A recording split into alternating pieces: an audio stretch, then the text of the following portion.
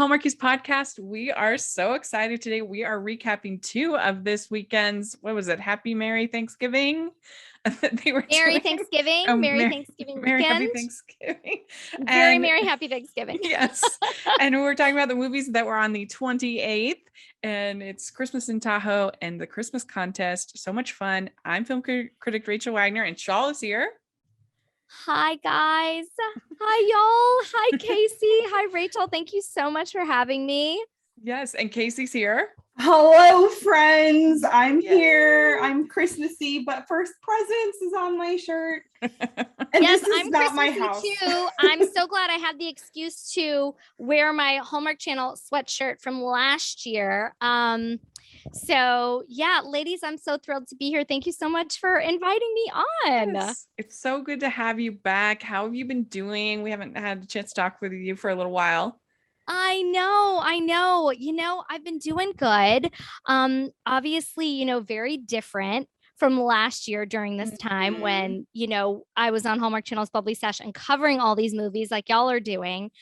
So, I do miss it. But at the same time, it's really given me some time to pursue some other creative projects and also just hang with my daughter, which has been so nice. And so, yeah, so far so good. We're healthy. Everyone's healthy, which is just great. Yes. So, right. And what about you, ladies? Rachel, I want to say congratulations about the Critics Association. That's so incredible. Oh, thank you. Wonderful. Yeah, I got admitted into the Hollywood Critics Association, which is very exciting. And they don't let that many non-Californians in every year. So I was very flattered that they asked me, and we'll see. I may not be able to get out to the awards banquet this year that they do, or it would be next year, but I hope to eventually be able to get out there.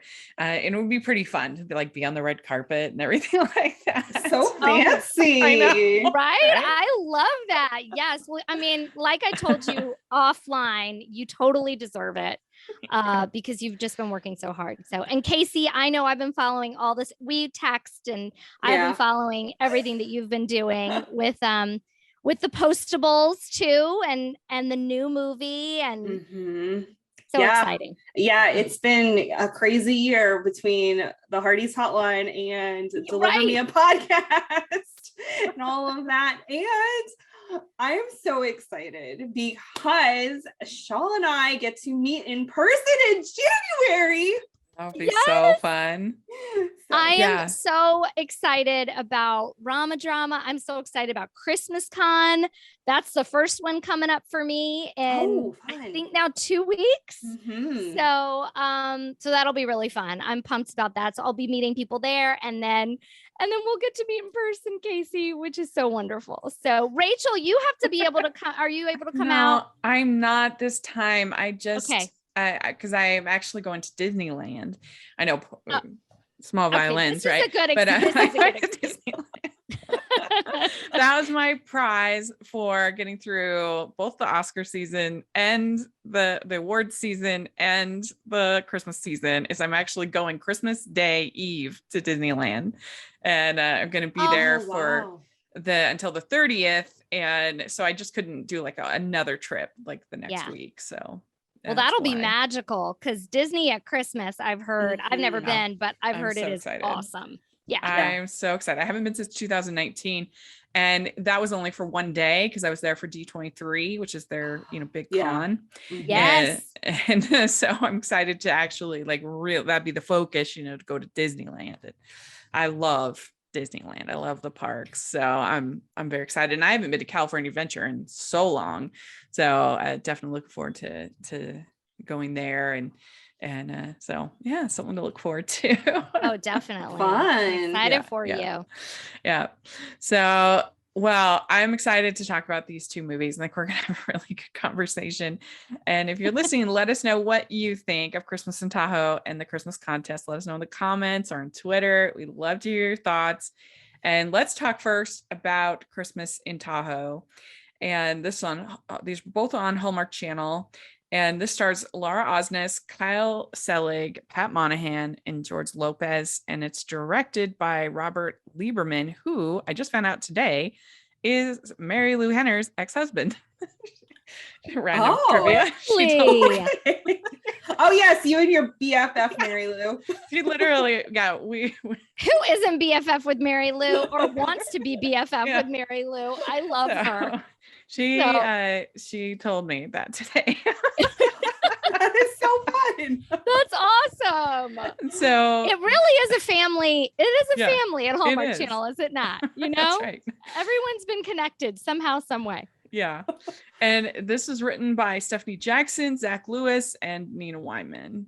And I think you could definitely feel Nina's touch on this script for sure.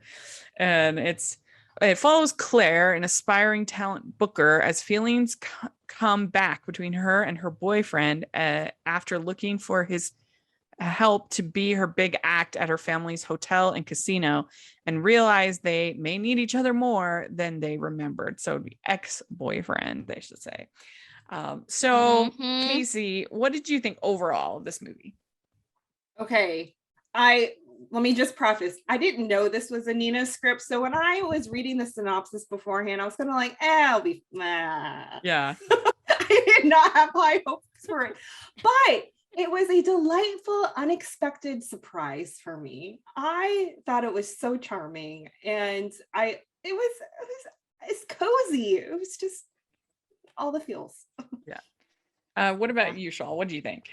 Yeah, I mean, I sort of was like Kaycee. I had really no expectations for it, or maybe a little bit of lower expectations for it. And then watching it, I was pleasantly surprised. I mean, the one thing that I knew is, you know, I do love Laura. You know, we're friends. And so anytime I'm watching actors that I know, which both of you now also too know so many of these actors and can call them friends, it changes the way I watch the movie too, because not only as an actor, I'm watching like her acting, but I'm also like just supporting her. And I thought she did a beautiful job. And Kyle is new to the Hallmark fam, right? This was the first one that he's done. I believe so. Yeah. Yes. And Cammie texted me this morning. I'm looking for that text, and she's like, "Did you watch Christmas in Tahoe yet?" And I said, "Not yet." She's like, "Kyle Seligman, he is going to be someone to watch in Hallmark." So then I watched the movie, and I was like, "Oh, girl, you are so right." Yeah. Well, he's a Broadway guy. Yeah. He was in Mean Girls on Broadway, I believe. Oh. If I mean, don't quote me, y'all. Somebody. No, he's definitely a Broadway guy. He's a Broadway guy for sure, but I think Mean Girls was the show that he was in. But such a baby face too, did he not? I mean, and he wouldn't. Just a cutie. I don't think he would match with just anybody. I think they were very smart. I feel like him and Laura Osnes were a very good fit together, and they had very good chemistry. It really worked for me. Yeah, with them. I really liked the meet cute. I thought the meet cute was super cute. In the sense that, you know, I mean, he's like being chased by fans, and he's hiding from them. And you know, just their little banter over the Nutcracker was just really cute, I thought. And then when she leaves him and tells all the fans where he is, I liked that a lot, because also, again, you know, watching Laura be a little sassy is always sort of fun, because she's such a sweet person in real life, you know, and like so elegant and so sweet. So seeing her a little sassy in this movie was really cool and a lot of fun to watch. One thing I wondered about is, what kind of band is Wild Lynx supposed to be? It's not really, it didn't seem like it was like a boy band. It wasn't like One Direction right? No. Yeah. There was a part of me that was thinking, are they like trolling on a train a little bit? They got pot. I mean, I could see that. I thought maybe kind of like the Jonas Brothers. That's kind of where I was going, because it's like the three of them. And then the Wild Lynx is a little bit smaller. So it's not like, you know, Nickelback or I thought about Nickelback because they were definitely trying to give it like a little bit more edge than a boy band is what I felt like. That there was some, not that Nickelback is edgy, but just like a little more rock kind of a thing. Right. And so that's why I thought is they kind of trolling the train. Yeah, they weren't like dancers, right? Like they were like musicians, because like all the boy bands have the dancing element too. Yeah. Have the moves, exactly. Right. Yeah. Wild Links. I love that name. Wild Links. I mean, that's a band. And then they had the other band that was supposed to be Pentatonics, right? Like a Pentatonics type band. What was it called? Hold on, I have it in my notes. Infinus? Yeah, it was something like that. Infamous? Yeah, infamous. And yeah, that mother was super into this a cappella group. I mean, wow. I feel like that could be me in like 25 years. I see that, Kaycee. I see that. I really, I thought in this movie that was actually one of my favorite parts of this movie was the meddling matchmaker moms. That trope, honestly, I don't get sick of it because I do think it's really endearing and cute. And so, and Rebecca and Linda played that so well, the two actresses. And so when Linda was like, me, like in the crowd, I thought that was really fun and cute. Yeah. Well, and also funny that he has the same parents as Tyler Hines in Unexpected Christmas. Yes. I know. I was so excited. Back to back. Well, and funny. Also, did Paul Campbell write this one too, y'all? Because is it like Paul Campbell's Christmas? I was expecting him to also be added on there in these credits. It really should be Paul. It should be like Campbell's Countdown to Christmas is really what we should call this season, right? Right. Yeah, 100%. So for Unexpected Christmas, I said to somebody, I said, oh, I need them to be a couple again, Paul McGillian and Linda Boyd. And then Christmas in Tahoe happens and it was Cammie. Cammie was like, you got your wish. And I was like, it's a Christmas miracle. Literally 2 days later. I know. It really was. It was exciting. And I thought, though, I don't know if you'll agree, but I thought Pat Monahan, I think this is his first acting role he's ever done. He has a whole bunch of like music videos and things like that on his IMDb, but I couldn't see any other acting roles. And I thought he did a pretty good job. Really good job. He did great. Yeah. He was funny and like charming. And I thought really laid back too, like very easy peasy, like wow. Was, nothing was too precious. Like he just felt very natural. I was like, Pat Monahan, okay, coming in with the acting chops too, Oh, I thought he was, seasoned. Yeah, he did a good job. I obviously did do my research on him, but he did a great job. Yeah, he did a really great job. I liked when he was like, try the 5-finger breathing technique. It got me through my divorce. That was funny. But George Lopez, I was wondering, like, I wonder if there were more scenes on the cutting room floor. Yeah, there had to be. There had to have been, right? Because I felt like we really didn't get a lot of him. And also I didn't get what his role actually was in the movie. Like he was sort of Claire's confidant, but only for like 2 scenes.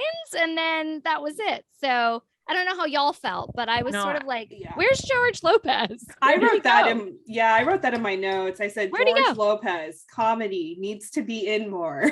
Yeah, it felt he's like so funny, so like they could have really used him as maybe comedic humor or whatever. But I wondered if there were scenes cut. There had to be. He was hardly in the movie at all. And I agree, like his role, he was just kind of there. He was just a worker at the hotel. And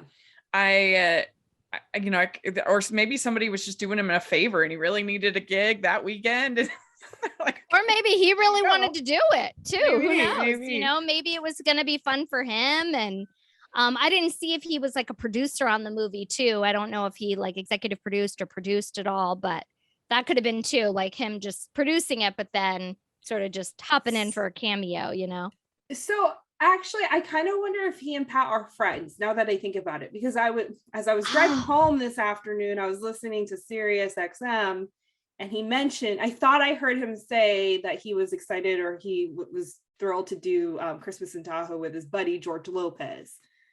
So maybe that was it. Maybe that's okay. it. There you go.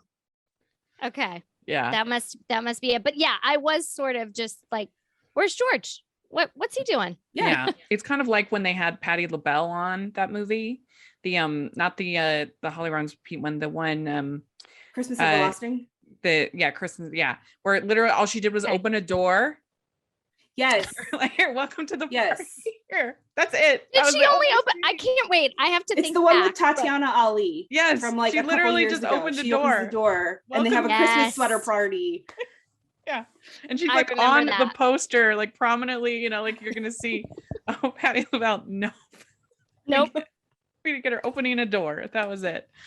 So. Listen, Hallmark, we need George Lopez in another movie. Yeah, it's too bad they couldn't have gotten him in the Valentine's movie, playing Cupid. That he would have been really good in that. Oh, that would have been cute. Yeah, I see that. And I thought maybe he was going to come back into, like, my predictions were like, oh, he's going to help her save the show. Like he's sort of like I thought he was going to be like sort of maybe a little bit like a guardian angel type. Not obviously in the world. He wasn't, it wasn't fantasy like that, but I thought that was going to sort of be his character a little bit, but what nope. I thought was that this comedian lady was going to flake on them, and then, oh, surprise, I do amateur, you know, comedy nights or whatever. Oh, there you go. Funny. Okay, that's more plausible, Rachel. I see that. Yep. We're both wrong. Yeah, we're both wrong. But there was quite a bit of comedy in this movie, like that bagpipe guy that made me laugh. Oh, yes. I'm here to save your show. That was good. It's good. There, I mean, hotel points, woman, the points woman. Oh yeah. When they're like, I am just sure looking at the paper. True to life, right? I'm sure anyone who's listening who works in the hotel business, or really in any sort of business where you're catering to customers, there's always somebody like that, right? Yeah. I just like that. We're just like, let's talk about this important piece of paper. That was good. That was funny. Yeah, I agree. There were a few parts in the script that were kind of cringy, in my opinion. Like when she says, I swear she said twice that she says, "This does wonders for my Christmas spirit and my Christmas anxiety." Like, what is Christmas anxiety? Like, what is that?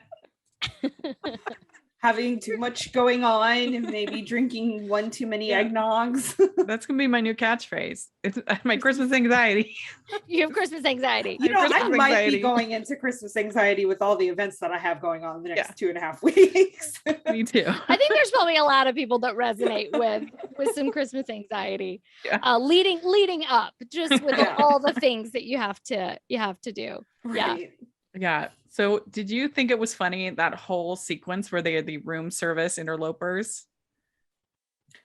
Oh, when they were talking in abbreviations and acronyms, I thought that was funny. And then them sneaking into the room and she calls him out and he's all like, "You definitely don't know who I am." He just turned around with the wine and stuff. And that whole scene was funny to me.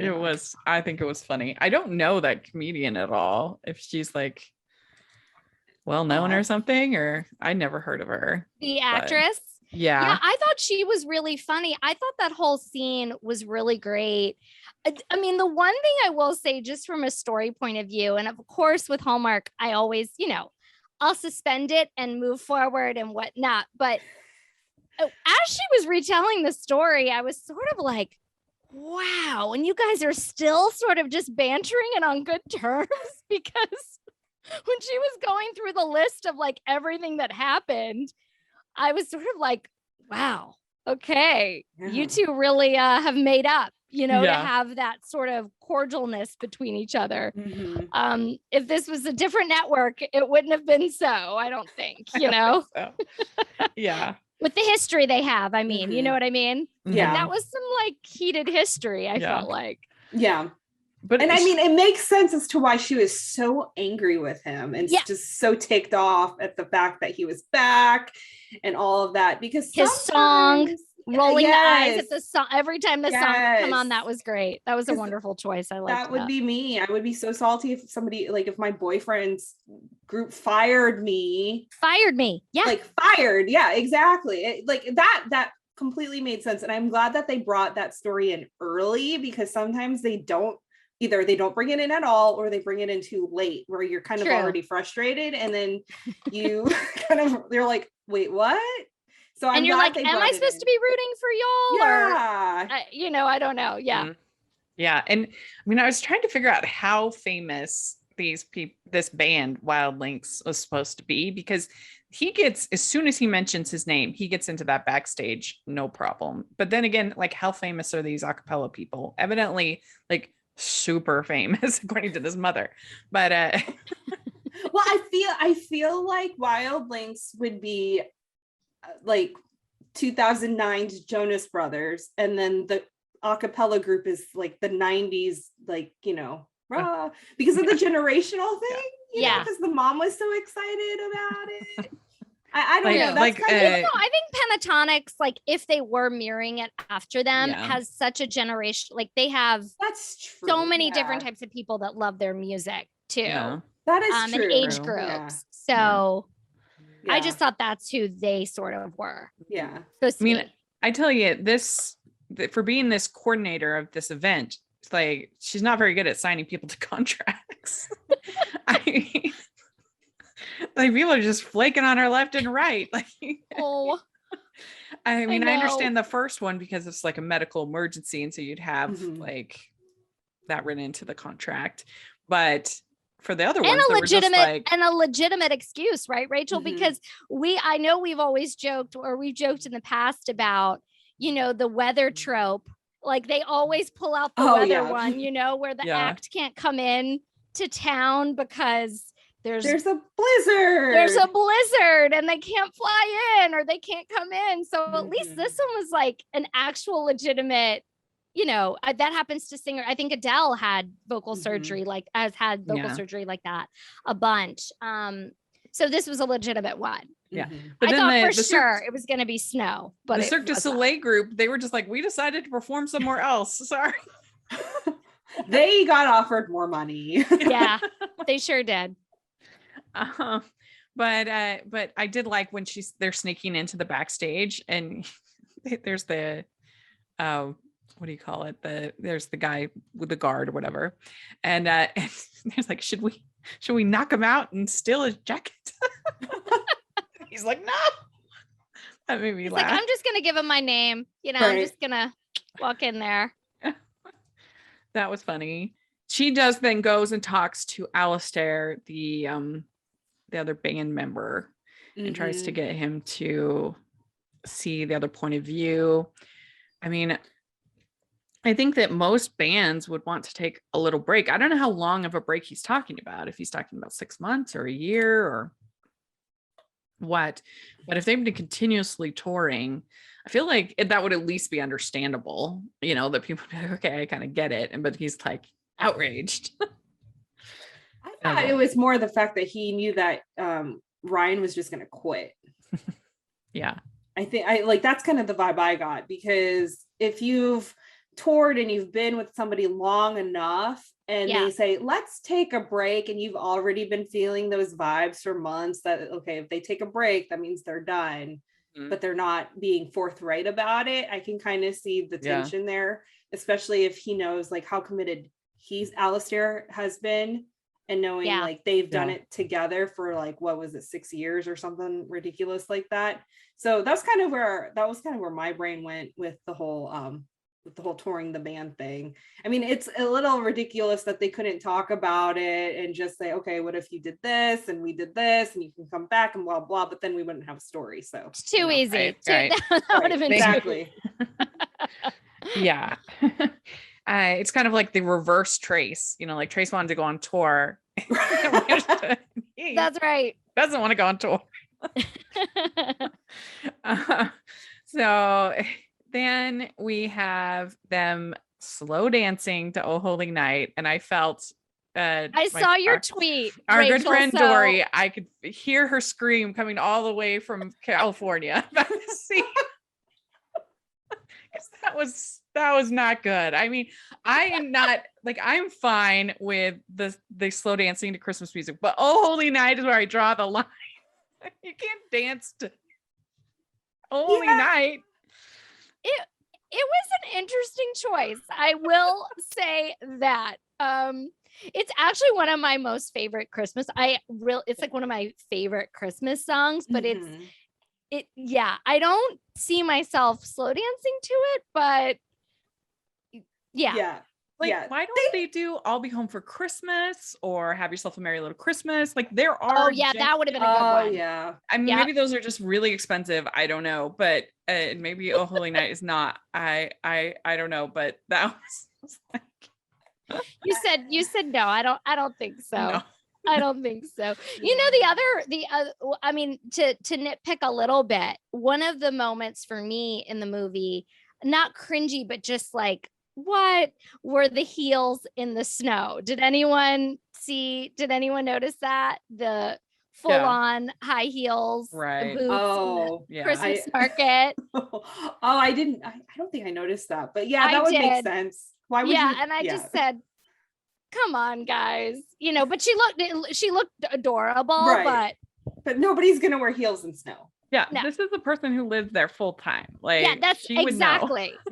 Exactly. Right, like if she was just visiting, maybe, but she did look cute. So but I loved the kiss on the balcony. That was so good. Oh yes. That was so good. Yeah, I missed you. Oh, loved that. Hallmark has really given us some good kisses, I feel like this season. Like really some romantic kisses, some like just like passionate ones.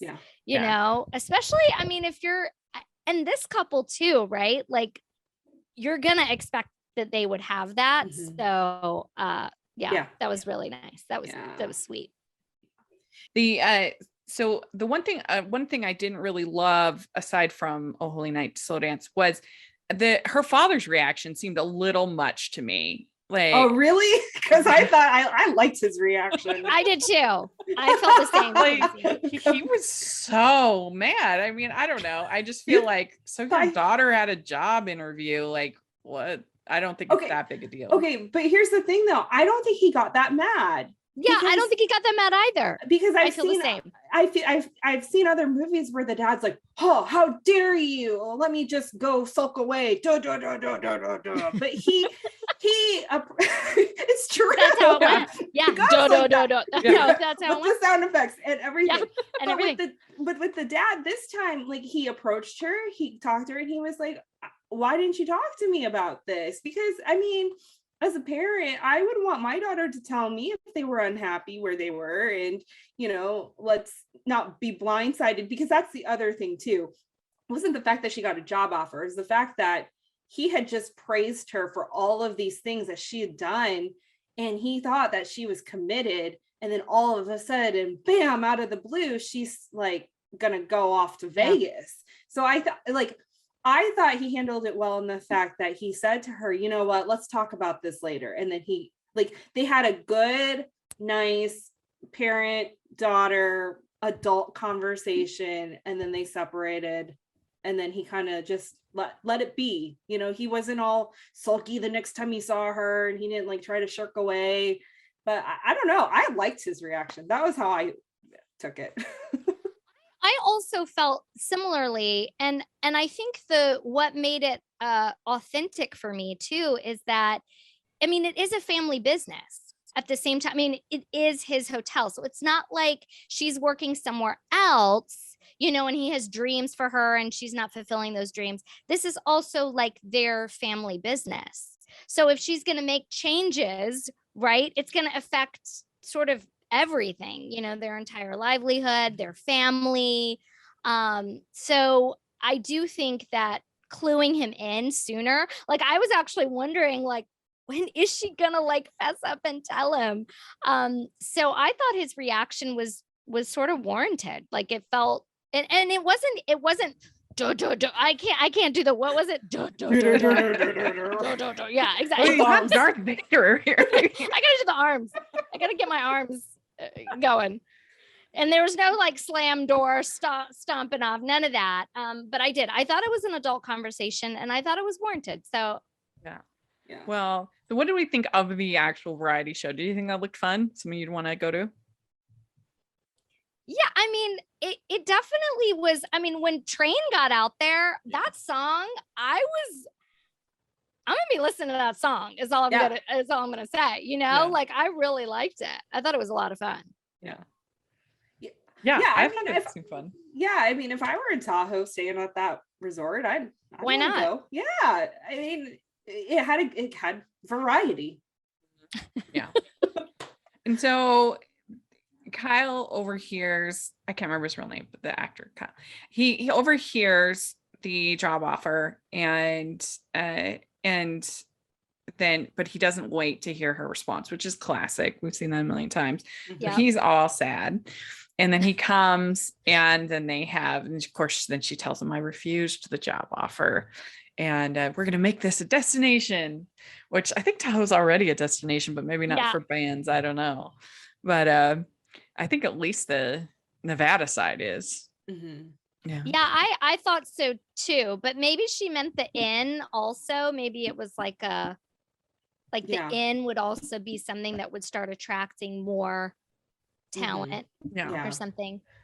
It was kind of like the local inn, like failing, quote unquote, older, and you're getting beat out by the Marriott and the Hilton on the other side. All the fancy, all the fancy where everybody else wants Four to go. Seasons is coming in, right. So that's kind of how that's where my brain went with and that. If you think about it, I think if you think a good comparison is that one with Luke McFarlane last year. It's basically the same plot, but this was done, I think. Wait, wasn't it the same better. Hotel?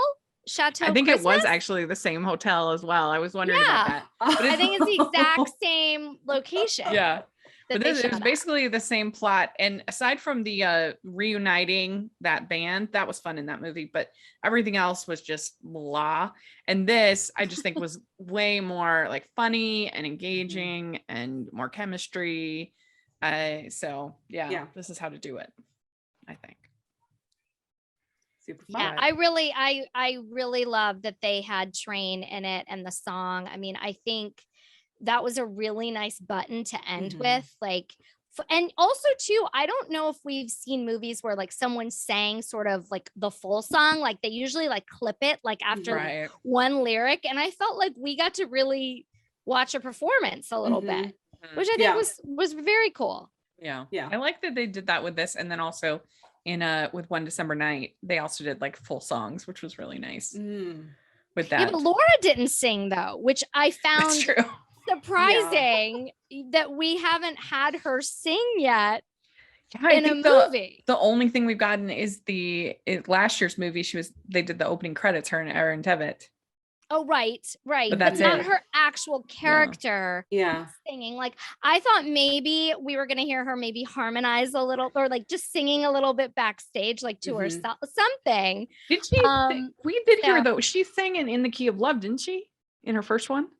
Yes, she did. You're right. She absolutely did. Yeah. Yep. But we need to hear her sing more. That's the main point. Yeah. Exactly. We could do beautiful voice Christmas on Broadway next year. Movie. That would be fun. Because we got to hear Kyle, because Kyle sang. Right? Yeah. But I mean, we definitely need to give us some Laura Osnes. Give us that voice, please. Yes. I'm voting for it. So, Shawl, what would you give this movie between 1 to 5 crowns?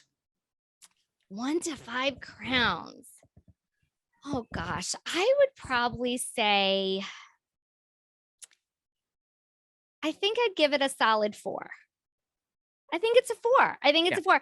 I think going in, I thought it was going to be a 3 or a 2. And so anytime something surprises me like that, it's just like, okay, like they did their job now, like in terms of like kicking it up a notch. And I was pleasantly surprised and enjoyed it. So I would say solid 4. What about you, Kaycee? Yep, that's what I had written down. Solid 4. Same for Solid me. 4. And I agree. I was expecting it. I think I gave it maybe a sock, maybe even a goal. I can't remember. I was not very hopeful in our preview. So way to go. You did a good job. Yeah. Exactly. All right. So Really quickly, ladies, Laura did text me. She texted me some BTS little gems here. If you want me to read a few that she commented on. Let me just pull them up. But she said, these were a few little tidbits. She said, I accidentally kept my wedding ring on in the scene in the dressing room with the a cappella group. Infamous. Okay. There are a few hand gestures where you can see it. So I did not notice. I don't know if either one of you picked up on it. I don't think I noticed that either. That's no, funny. I did not notice. But and then she said the first Christmas market scene before the meet cute was 2 different days.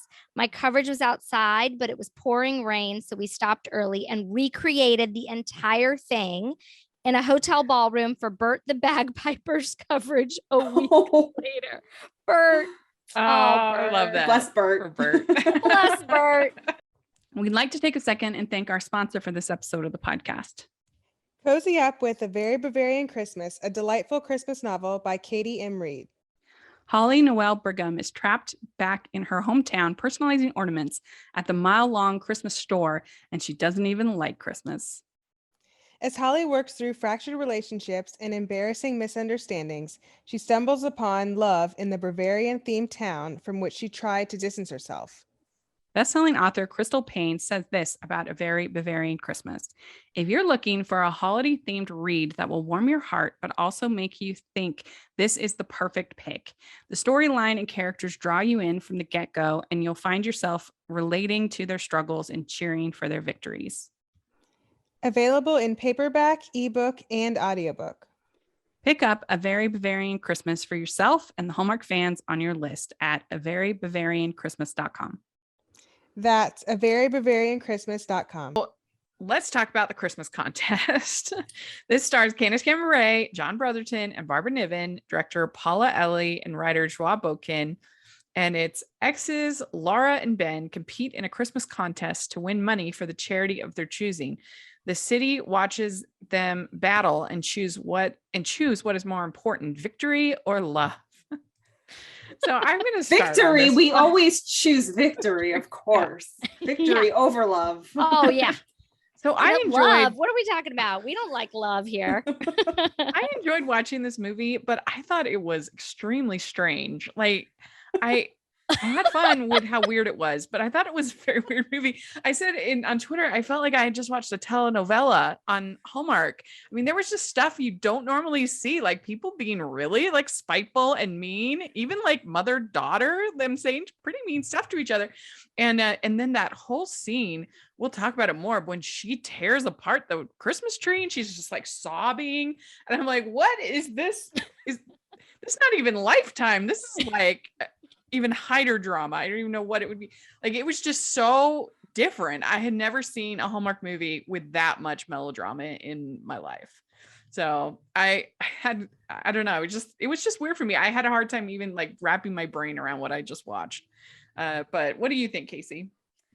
I mean, listen, I'm a CCB fangirl. If you guys know Caroline on our podcast, Caroline is to Erin Krakow as Kaycee is to Candace Cameron Bure. So just throwing that out there, CCB can do no wrong in my eyes. But there were some things, I will say, like there were a few things that I was kind of like, huh. But the fact that they have Candace and John Brotherton reuniting and them actually being a couple that ends up together just thrilled my heart. I was definitely a DJ and Steve fan like since day one. That's neither here nor there, but I just love the fact that John was on this movie, and of course Barbara Niven, she's such a delight on screen. I thought the casting was really well done with Barbara Niven's like her character's friends from the retirement center and everything. So like that was super fun. And then you have the kids, you have like that whole thing with the youth, and I mean, like, I loved a lot of the aspects of it. Like, it was fun. It was fun. What did you think, Shawl? I mean, listen, I think people might know how I feel about CCB. I also really adore her. I always look forward to her Christmas movies. I mean, that, Hallmark Channel Christmas equals, I think in my mind, like definitely Lacey Chabert, CCB. Like, I'm always looking forward to their movies. And she never disappoints for me, honestly, because I always think she's such a good actress. I really like her performances. And I also love Barbara Niven so much. So the fact that those two women did have a little bit of a deeper storyline in this one and got to sort of showcase a little bit of a different side of a mother-daughter relationship that we don't typically see in a Hallmark movie, I really appreciated. And I thought John and Candace obviously have great chemistry. Mm-hmm. I will say, untangling lights does not bring me joy. I don't know if it brings anyone else joy. I wrote that in my notes. I said, but I'm handing that to my husband. I mean, look, every time, right? We all been there. The lights are screwed up. They're all tangled up, and Shawl is not doing it. I'm like, babe, here you go. This is your problem. Fix it. So God bless that she that brought her joy, and she's a problem solver, though. Right. So yeah. Untangling lights, the meaning of life. I'm not finding the meaning of life in untangling the lights. Nobody's favorite job is untangling lights. I have it written down in my notes. No, that's not happening for me. But when he's doing his jerky ad at the beginning, I was laughing. It's hilarious. Nothing says Christmas like beef. Right. I was like, this dude is such a bro. Yeah. What is such like, a bro? Let's knock you down a few pegs. Oh yeah. Such a bro. And if it had not been a Hallmark movie, again, like, I totally would have been like, no, he is so not.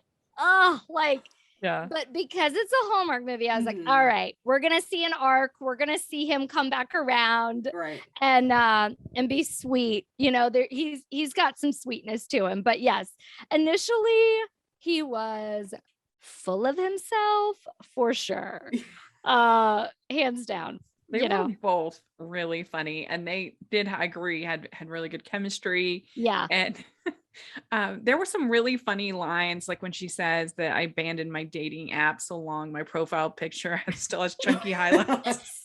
Yeah. That was good.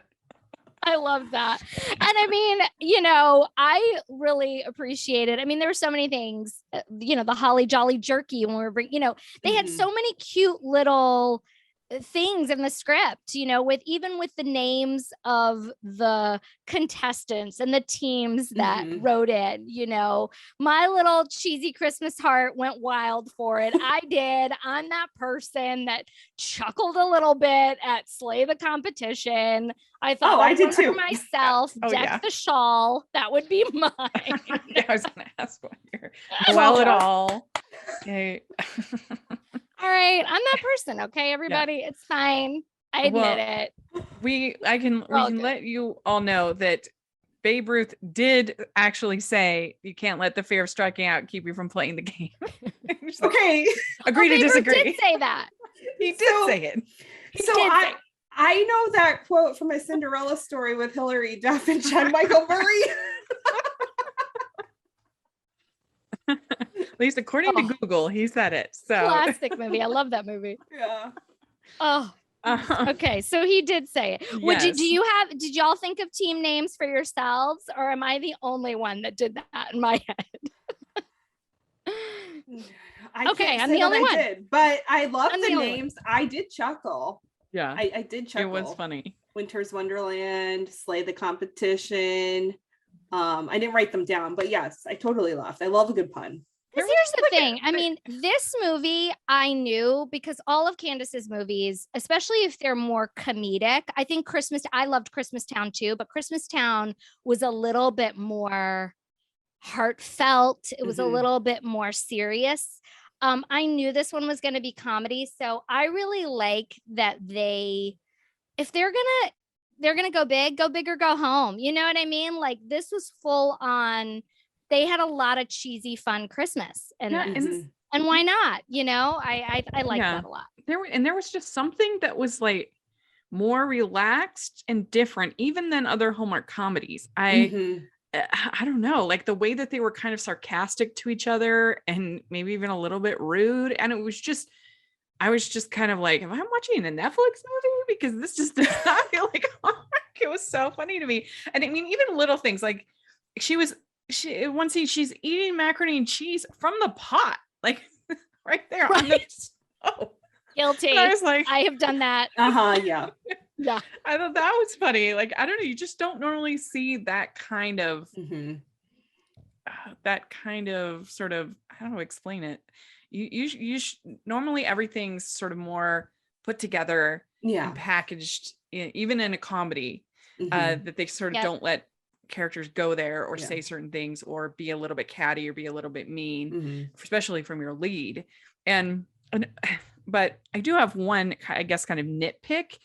I don't know why they styled her hair the way they did with that super high ponytail. She looked like she was going off to cheer camp in like middle school. It was just so odd. I was like, what? She's a beautiful woman. Why did she have her hair that way? It evoked Jenna Rink vibes for me, a la Jennifer Garner, 13 going on 30, like at the sleepover.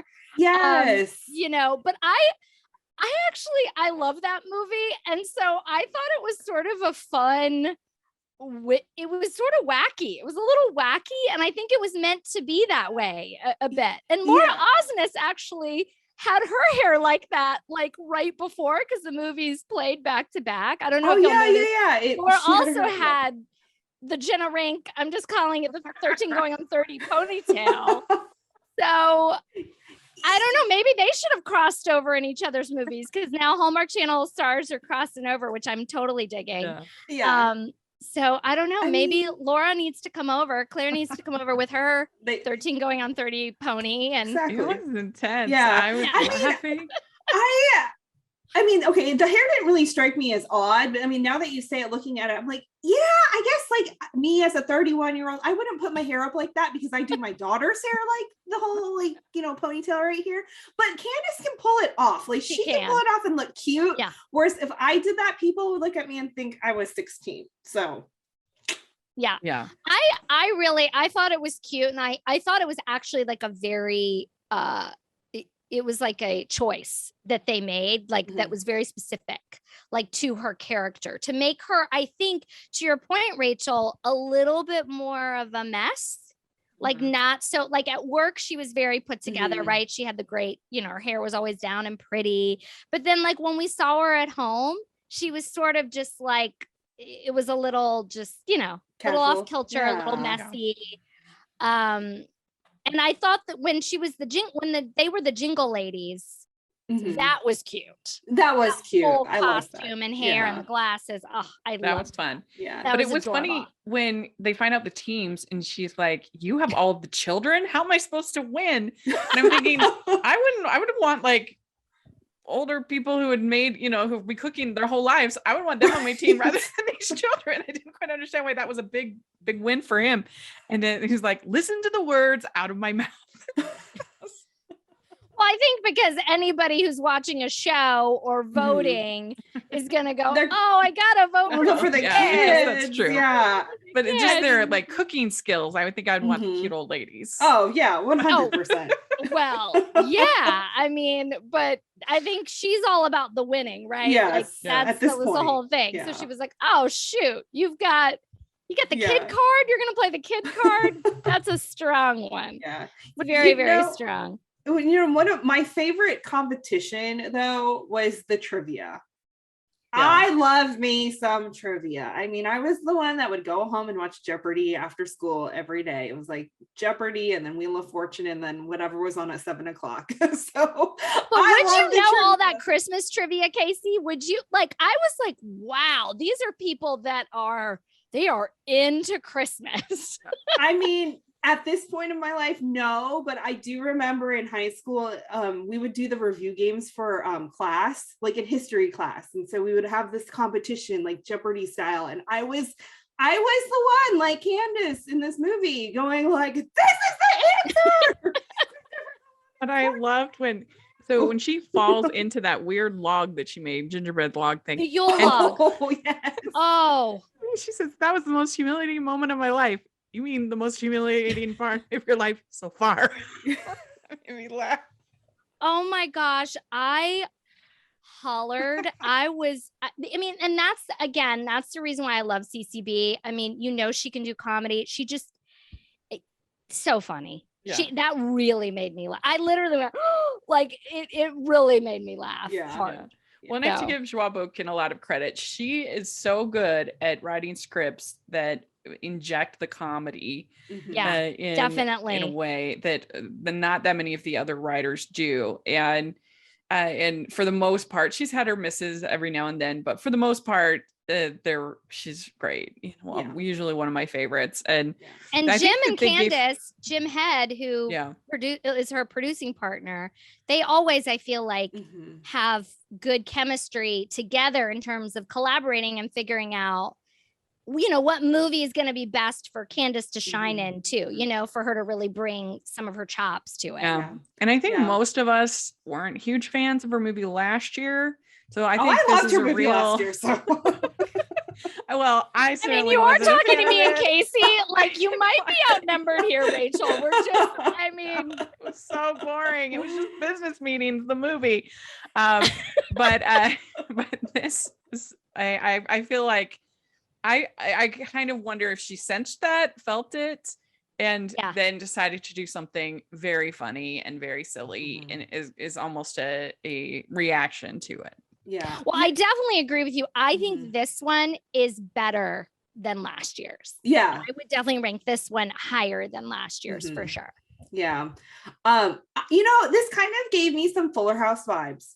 I'm not gonna lie. Just, you had the physical comedy, you had the banter, you had the, exaggerated personalities of both Ben and Laura. Like, they were so high energy, but that's how the characters are on Full House. Like, they're kind of an exaggeration of what real life is. So I kind of got some Fuller House vibes from it. And I think that's why it felt a little different than your typical Hallmark rom-com. Yeah. Well, yeah, definitely. I can't remember if it was her or him that said do they regret their relationship, and it says, I have more regret ordering pizza rather than calzones. I also love the line, forget therapy, everybody should just carol. Right. That's good. I have that too. Right. I was like, actually, when you're singing and dancing, I think you do feel pretty good. Solves all your problems. Exactly. Say though, there's one thing that really kind of like threw me a little bit. So this whole time, the mom and daughter duo, she's like, my mom is my best friend and all of this stuff. There's no indication to me that Barbara's character expected perfection from Laura. Like, yes, she's kind of said it a little bit, like, I want to, prove my mom proud or whatever, but it wasn't an over the top thing. And then all of a sudden they have these interpersonal issues with each other. And I'm kind of like, wait, what? Like, where is this coming from? Especially when Laura starts talking about how, like, you push me to do the best and this is blah, blah, blah. And, could you even love me and all this stuff? And I'm like, wait, they had some fights. Like, it got emotional. I was like, whoa. Well, it kind of was out of the blue. And I feel like maybe if, let's say, Barbara Niven's character was more of that, like, stringent perfectionist mom in the beginning, like, I love my mom and we're close because we have each other, but we're definitely kind of at like personality clashes, I could buy it a little more. but it was like we went from like happy, poof. Like, Yeah. you know, like, Yeah. I would like, what whoa. happened? So I don't know. I kind of wonder if, again, were there some scenes cut that would have made it make more sense for them to have like these blow ups, because again, they were so hunky dory up until like they freaked out at each other at the end. So yeah, I mean, I think while you're saying that, Kaycee, I'm definitely thinking like, I think they relied on exposition a lot to get that across, that this was going to be a conflict, and not so much in necessarily their relational dynamics, like in the way they were acting, but the exposition where, her character kind of tells us that this is going to be an issue. I mean, what I did resonate with, in all honesty, though, I will say, because I did appreciate that they went there a little bit, because I do think a lot of people have that where their parents may have expectations for them. I know my parents did. And it's almost, it's not always outright either. It can be like very nuanced, but I do agree with you. I think they could have shown us that way more in the beginning to warrant a few of those moments. The first one I thought was really natural. The second moment where it was like, do you even love me? Yeah. That moment, I think we needed something to help us get there. Yeah. But the first moment I felt like was very natural about talking about, the meaning of life and what and that was the whole point. The one thing again that I love about CCB's movies are she always has a lesson in her movies. She always has one thing that like she is trying to convey to the audience. And in this one, it was about, what gives your life meaning. It was very, very clear. Like they hit us over the head with it, like right at the beginning. Yeah. We'd like to take a second and thank our sponsor for this episode of the podcast. It's the Hallmarkies merch store. Are you looking for that perfect gift for the postable, Hardy, or Hallmarky in your life? What about getting that t-shirt or hoodie that will help you stand out at your next holiday party? Now is the time to check out the Hallmarkies merch store. Full of festive designs by artists like Jessica Miller, Carrie from Hallmark Comics, and more. You can even have more than just shirts, but totes, cell phone cases, notebooks, mugs, and more.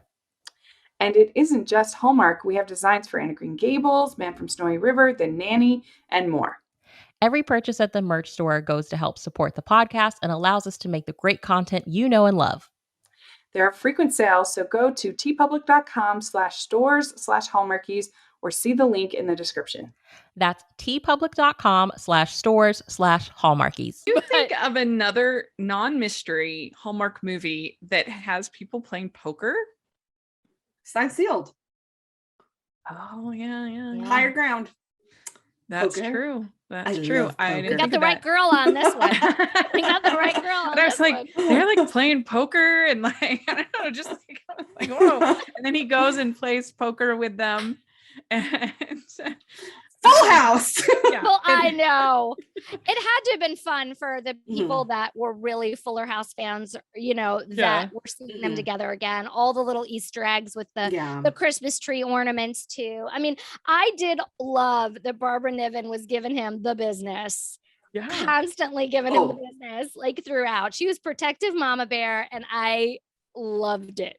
That made me laugh. I also liked the fact that when he first says, I can't stop thinking about you, whatever, like her response was pretty strong. She's like, you dumped me.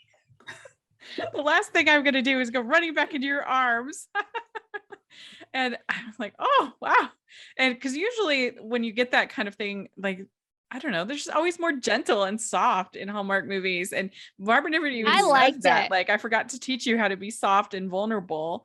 And I liked it too. It was just surprising. Like this movie kept surprising me, which I guess is fun and good. Yeah. Well, you know what? A lot of times too, though, in Hallmark movies, it's, we just drifted apart. Right. Or my job took over or something else. But this was a legit, in the last movie too, like both movies, the guy just dumps the girl, and not in a nice way either. It's brutal. And obviously like Ben was super mean to Laura when he dumped her, because she's still having these feelings 10 years later, you know? So it was kind of nice to see a little bit more reality, because that happens in real life, where sometimes, you know, the other person's a jerk and they just dump you, you know? Like, I feel like Christmas in Tahoe was way more, again, like I said, a situation where I don't know if they would come back from that.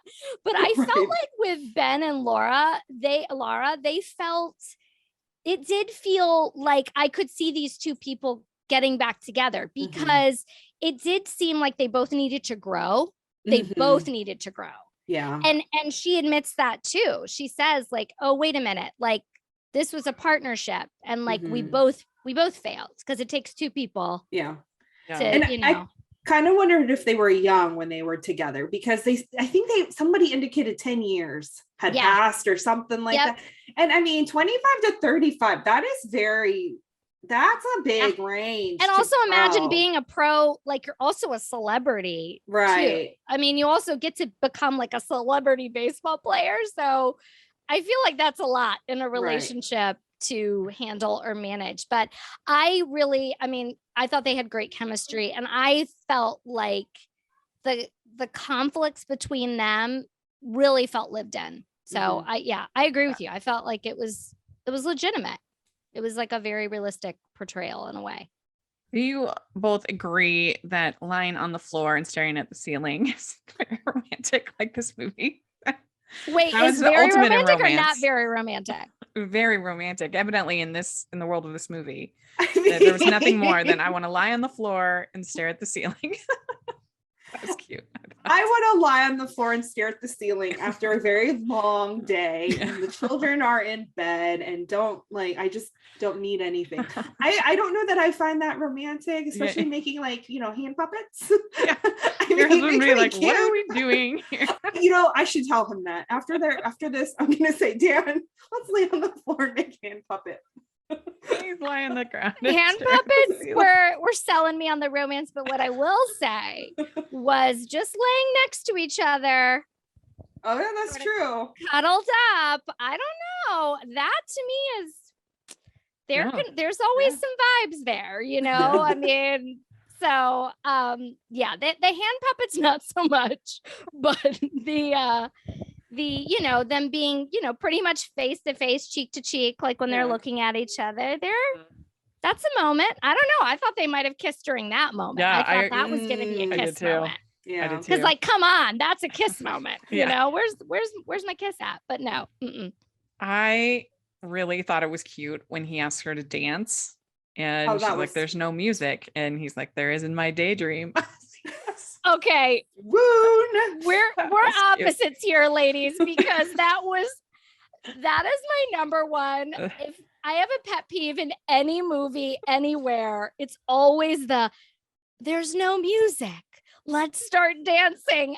I am cheesy as all get out, but that is where the cheese train stops for me. It just goes over a cliff. Like, I'm always just like, no, if my husband did that, I'd be like, okay, yeah, but let's put some music on if you want to dance with me. I mean, it is 2021. We have little, you know, music boxes in our pockets. Exactly. You can carry it around. But what carried that to me, I didn't mind it as much though, because their chemistry was really good. Yeah. If this was a different couple and they didn't have the chemistry, I would have totally groaned. I groaned a teeny bit, but I would have full on like bellowed. And I felt like they had such good chemistry, Candace and John, that they still brought it home for me. They pulled it off. Yeah. Yeah, they pulled it off. Yeah. The one plot line I didn't really like very much was pretty much anything to do with Bernie. And not because she did a bad job. She did a good job, the actress, but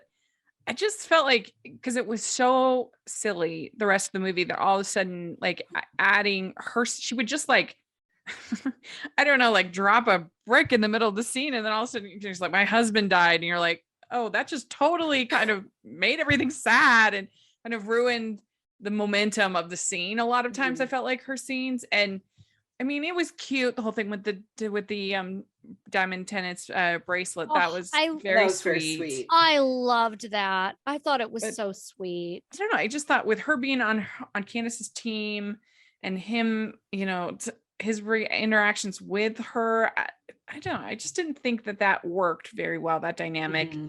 I liked it.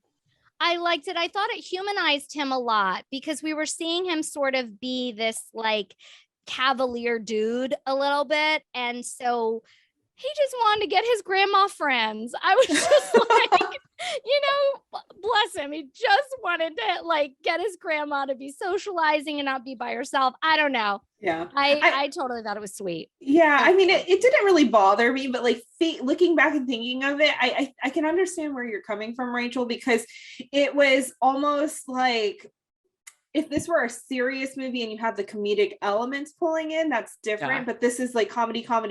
And then you had that storyline, which is a little heavier. So it kind of, it could feel a little out of place, especially because this was such a slapstick humor kind of movie. Yeah. You know, it was almost in a like borderline inappropriate, but then it's also it does show Ben's human side, and he is a softie at heart. So like I can see both sides of that. Yeah, it was just kind of weird to have it go from like her falling into a gingerbread log to my husband died. You know, it was just like a weird dichotomy. But like maybe they could have still had like Ben trying to get his grandma friends without some of the backstory. Like maybe it's just that she's lonely. And I think that rather than better. Like the death and all this stuff. But then we wouldn't have had the bracelet on then. So I don't know. I loved that moment. I actually did I had an emotional reaction to it. So I thought it was earned, but I totally can see what you're saying, that it maybe took a little air out of the levity for you. Like you were like feeling good and like all, enjoying it. And then all of a sudden it sort of just took the mood down for you. What did you think of that, in my opinion, insane scene where she is ripping up the ornaments, tearing down the tree, like crying? Like I can't think of another Hallmark movie where a character was literally weeping like that. That never happens. It was just, I was like, what am I watching? This is crazy. And I don't know. I thought that scene was so weird. Yeah. I mean, that was the scene, much to what you're saying about it taking the air out for you. That scene took the air out of it for me. That was the only scene the entire movie that I really felt was it was a little too, it was melodrama. It felt a little melodramatic for everything that was going on. I think they could have still achieved that moment without some of that happening, Yeah, like I mean, just kind of look. Such a beautiful, like she effortlessly cries all the time with this, with emotion and like beauty, and even in Christmas Town, because again, you brought that up because that's your Patreon watch along. Everybody sign up for that. But see what I did there, Rachel? Yeah, very good. But Christmas Town, she has a beautiful scene in Christmas Town where she's fully emotional and we're feeling for her. So I know she can do it, and that wasn't it. Yeah, I feel like that was kind of the hyperbole of that character, though, because I could see that she like in that scene, she's so mad at herself for letting herself fall for Ben again, and she's also so mad at Ben for being how he is, like this indecisive, like, she also just quit her job and she also took a demotion. So there are lots of feelings there. And I mean, I have been in places where I have been completely heartbroken over things and have like ripped things apart. So I can understand that from in real life perspective. For the movie, I mean, it was a little out of place. Like I feel like she could have just taken one, looked at it, ripped it, and then close to black, just end the scene there, without all the emotion. Yeah. But again, it was like how I kind of watched this movie is this was a hyperbole of characters, because I mean, we know that person, but they're not really that extreme in real life, whereas these characters were so extreme in how they were. But you could say she had Christmas anxiety. Yeah, she did have Christmas anxiety. She had Christmas anxiety, and I wish that the choice would have been to make that comedic. Because see, I think actually, if the choice had been to rip up the tree and cry, and then be like, you know, a little bit more comedic about that moment, but still, you know, the emotions there, I think that would have played better than having it be a full on like sad moment for her. Yeah. Like maybe she was gonna go to the train trips or something. Yeah. Or she knocks down the tree and then she like looks at it and is like, oh, God. She knocked down the tree. She has to pull the tree back up and put it all back up together. You know what I mean? Like even her ripping the ornament, I think I could go that far and maybe a tear or two. But then it just kept going. And I was like, yeah, she was about to massacre that tree, man. I'm like, did we stumble upon an episode of Snapped all of a sudden? Like, what is happening? Snapped. Yeah, it definitely it felt out of place. And I wish that it had gone maybe a little bit more comedic, like comedic emotional, if that makes sense. I mean, I could have done with just the like rip the picture because and not just for any two random actors, but specifically for Candace and John because of their connection on Fuller House and because we were already connected to them through that. So that's already emotional. Like you're like, oh no, without all the crying. So yeah. So they both end up quitting the contest, which was a very Hallmark thing to do. Life isn't a competition. Christmas isn't a competition. I didn't really understand though the whole upside down tree. What was that all about? Because he turns her world upside down. Upside down. Oh, got it. And she said that in the confessional too. She had said he turns my world upside down, but we're not getting back together. And then he's like, no, I'm in love with her. Basically in his confessional, he's like, no, I really love her. And she's like, yeah, that's right. That's right. Yeah. I was just like, what? Why did he do that? But yeah. And so then they end up kissing under the mistletoe. And that's the meaning of life. And then they say, is this the best kiss ever? And well, you better show me again. The meaning of life is the mistletoe. That's the meaning of life. Yeah. Meaning of life. Then it was the same ending as in the Christmas Promise when she's like, was that what do you score to that kiss? And she's like, in the Christmas Promise, she gives it an 8. I was like, we better try again. It was kind of the same here. That wasn't the best kiss ever. Well, let's try again. Yeah. Well, I really, like I said, I mean, I liked the ending because again, you know, she always has lessons in her movies and whether, you know, I mean, you can get sentimental about them, you can laugh at them, you know, you can think they're super cheesy, but I did like the lesson in this one that, you know, it's not a competition. It's about togetherness. It's about community. And it's about slowing down, which I think honestly, like this past year, like, you know, last year, definitely there were so many times I think in my life moving into this year where I felt that, you know, where I wanted to slow down, but I couldn't, or things were too slow and I wasn't present or I really craved community and I didn't have it, you know, because it was taken away in a lot of ways. And so I thought that this movie did a nice job of bringing sort of that all in again, you know? Yeah. And ending out with that. So Kaycee, what would you give this one to 5? I gave this one a solid 4. Oh, and Shawl? I think I'm going to have to go with like a 4.5, maybe 4.8. Almost 5. I really liked it. I'm gonna go with 4.5. I think I'm gonna go with 4.5 because I just always look forward to her movies. I loved it. I am going to give it a 3.25. I did laugh quite a bit and overall I enjoyed it. It was just a little bonkers to me and I liked that it was bonkers, but then also it was just like a little bewildered by the movie. So I was watching, I was like, what is this movie? It's so weird. So yeah, I give it a 3.25 and there we go. if you're listening, let us know what you think, what you would give these two movies, and what you've thought of the Hallmark season so far. And Shawl, where can people find you on social and everything? Well, ladies, again, thank you so much for having me. This was so much fun to come back and do this because I don't get to do it anymore. So I really appreciate it. And also ending out this like our Super Bowl, basically, the Hallmark Channel Super Bowl this week for us Hallmarkies. This was really fun. Everyone can find me at Shalini VMH. I'm on Instagram and Twitter.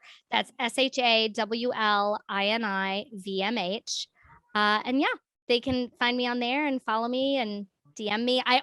People still message me all the time when they're watching these movies and we chat about them. So if you ever want to DM me your thoughts, I will be there and be ready to have the conversation. I'm not always great about my DMs, but if I do see it, I will chat about it.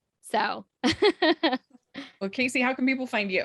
You can find me on Twitter and Instagram at Kaycee__Simpson. Great.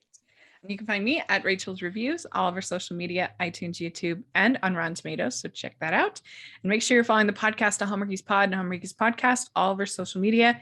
And if you're listening on iTunes, please leave your ratings and reviews. We really, really, really need them. And it would help us out a lot. And if you are watching on YouTube, please give this video a thumbs up and subscribe to the channel. We appreciate that so much. We also have our Patreon group, like we talked about a couple times, which is so much fun. And we have our watch alongs every month. And this month with David Weaver and watching Christmas Town, going to be super fun. So you don't want to miss it. And any tier can join in the fun. So check it out. And then also we have the merch store, which has tons of fun festive designs that you can get on all different kinds of products. And you can get everything for the Hardy, the Postable, all the other fandoms in your life. Check it out. We would sure appreciate that support.